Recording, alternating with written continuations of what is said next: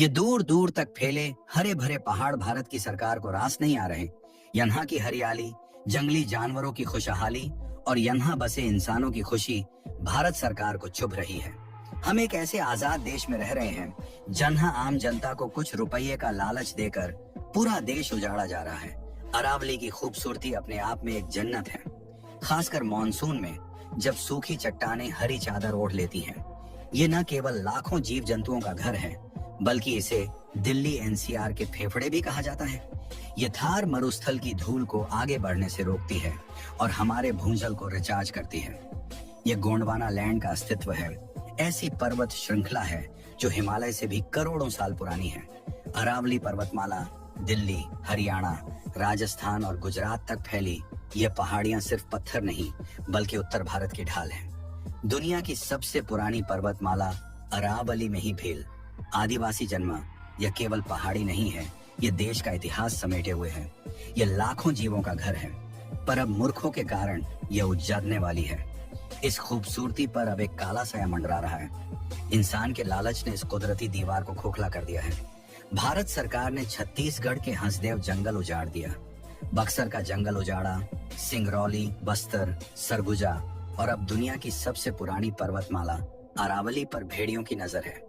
Supreme court ने अरावली पर्वतमाला की एक नई भाषा दी है कि 100 मीटर से ऊंचे पहाड़ ही अरावली का हिस्सा है, बाकी का खनन किया जा सकता है। यदि ऐसा हुआ तो 91% अरावली पहाड़ को काटकर इंसान चंद रुपये में प्रकृति को नष्ट कर देगा।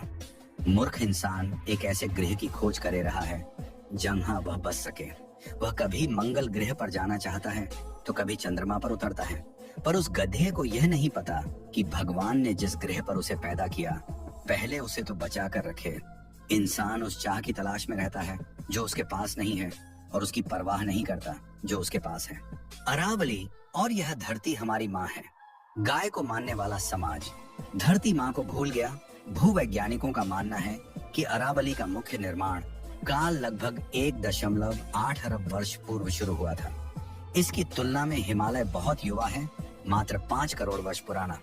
वैज्ञानिकों के अनुसार अरावली का निर्माण तब हुआ जब दो प्राचीन भूभाग आपस में टकराए। मुख्य रूप से इसे बुंदेलखंड क्रैटन और मारवाड़ क्रैटन के बीच का टकराव माना जाता है। जब अरावली का निर्माण हुआ था तब ये पर्वत आज के हिमालय से भी अधिक ऊंचे माने जाते थे। बर्फ से ढकी चोटियों और विशाल हिमनदों से ये पर्वत भरे हुए थे। हवा, बारिश, धूप और समय के साथ साथ इन पहाड़ों का क्षरण होता गया। करोड़ों सालों की घिसाई के कारण इनकी ऊंचाई कम होती गई। आज हम जो अरावली देखते हैं वे उस विशाल पर्वतमाला के बचे खुचे अवशेष हैं, इसलिए भूगोल में इन्हें अवशिष्ट पर्वत कहते हैं। अरावली का उद्गम गुजरात के पालनपुर खिद्द ब्रह्मा के पास से होता है। यह 682 किलोमीटर लंबी है। इस पर्वतमाला का सबसे बड़ा हिस्सा लगभग 80% या 550 किलोमीटर राजस्थान में है। यह राज्य को 2 भागों रेगिस्तानी और गैर रेगिस्तानी में बांटती है। यह सिरोही, उदयपुर, अजमेर, जयपुर और अलवर जैसे जिलों से होकर गुजरती है। यह दक्षिणी हरियाणा के महेंद्रगढ़, रेवाड़ी, गुरुग्राम, मेवात से होकर गुजरती है। यह पर्वतमाला दिल्ली में रायसीना हिल पर समाप्त होती है, जहां राष्ट्रपति भवन स्थित है। दिल्ली में इसे अक्सर दिल्ली रिज कहा जाता है। सबसे ऊंची चोटी गुरु शिखर 1722 मीटर, जो माउंट आबू सिरोही राजस्थान में स्थित है। अरावली पर्वतमाला थार मरुस्थल के पूर्व की ओर विस्तार को रोकती है। ये एक प्राकृतिक दीवार की तरह खड़ी डीजी है जो रेगिस्तान की रेत और आंधियों को पूर्वी राजस्थान, हरियाणा और उत्तर प्रदेश के उपजाऊ मैदानों तक पहुंचने से रोकती है। यदि अरावली न होती तो उत्तर भारत का एक बड़ा हिस्सा आज रेगिस्तान बन चुका होता। अरावली को जल विभाजक रेखा कहा जाता है। यह बनास, लूनी, साही, कोठारी और साबरमती जैसी महत्वपूर्ण नदियों का उद्गम स्थल है। अरावली पूर्व में बहने वाली नदियों जो बंगाल की खाड़ी में जाती हैं और पश्चिम में बहने वाली नदियों जो अरब सागर में जाती हैं के बीच जल विभाजन का काम करती हैं। अरावली क्षेत्र की जलवायु को नियंत्रित करने में महत्वपूर्ण भूमिका निभाती है।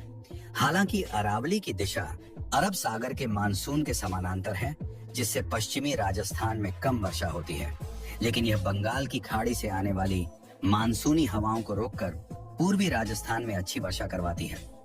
ये पर्वतीय क्षेत्र ठंडक बनाए रखता है और स्थानीय जलवायु को सुहावना बनाता है। अरावली में घने वन पाए जाते हैं जो कई वन्य जीवों और औषधीय पौधों का घर है। वन्य जीव अभयारण्य सरिस्का, कुंभलगढ़, सीता माता और माउंट आबू अभयारण्य इसी क्षेत्र में स्थित हैं। यहाँ तेंदुए, लकड़बग्घे, नीलगाय और कई दुर्लभ पक्षी पाए जाते हैं। यह क्षेत्र कई दुर्लभ जड़ी बूटियों जैसे अश्वगंधा के लिए प्रसिद्ध है। अरावली का इतिहास से गहरा नाता है। राजाओं ने सुरक्षा की दृष्टि से अरावली की ऊंची पहाड़ियों पर ही अपने विशाल किले बनवाए थे, जैसे चित्तौड़गढ़, कुंभलगढ़, रणथंभौर, आमेर, जयगढ़। यह भील आदिवासियों का मूल निवास स्थान है जिन्होंने अपनी संस्कृति को यहाँ सहेज कर रखा है। हल्दी घाटी जैसा ऐतिहासिक युद्ध क्षेत्र भी अरावली की गोद में ही है। हरियाणा और दिल्ली में फैली अरावली की पहाड़ियां दारिज प्रदूषण को कम करने और धूल भरी आंधियों को रोकने में मदद करती है। यह क्षेत्र भूजल पुनर्भरण के लिए भी महत्वपूर्ण है। अरावली पर्वतमाला के संरक्षण में भारतीय न्यायपालिका और विभिन्न संवैधानिक संस्थाओं ने निर्णायक भूमिका निभाई है।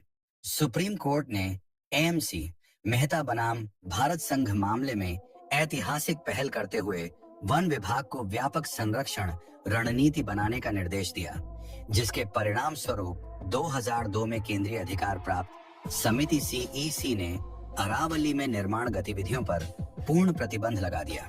इसके समानांतर पर्यावरण, वन और जलवायु परिवर्तन मंत्रालय ने संरक्षण नीतियां तैयार की और 2019 की अधिसूचना के माध्यम से इसे संरक्षित क्षेत्र घोषित कर मानवीय हस्तक्षेप को सीमित किया। राष्ट्रीय हरित अधिकरण ने भी कड़ा रुख अपनाते हुए 2018 में हरियाणा सरकार को अवैध निर्माण हटाने का आदेश दिया।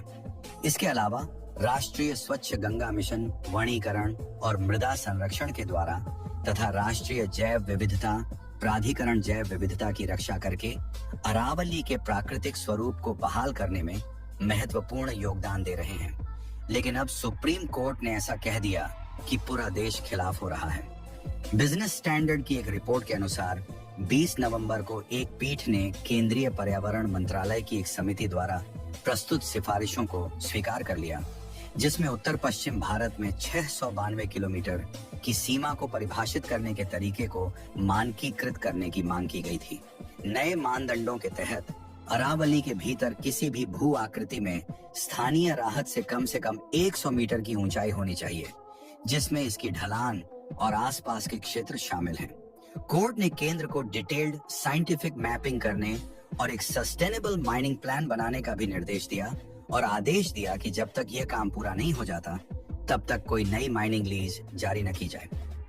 अरावली का लगभग 91% हिस्सा 100 मीटर से नीचे है, यानी इस फैसले के बाद माफिया पूरा पहाड़ खोद देंगे। हम इंसान इतने लालची हो गए कि प्रकृति से खिलवाड़ कर रहे हैं। अरावली नहीं बची तो आप भी नहीं बचेंगे। देश के चंद लोग पूरे देश को बर्बाद कर देंगे। सरगुजा, बक्सर, हसदेव और कई जंगल।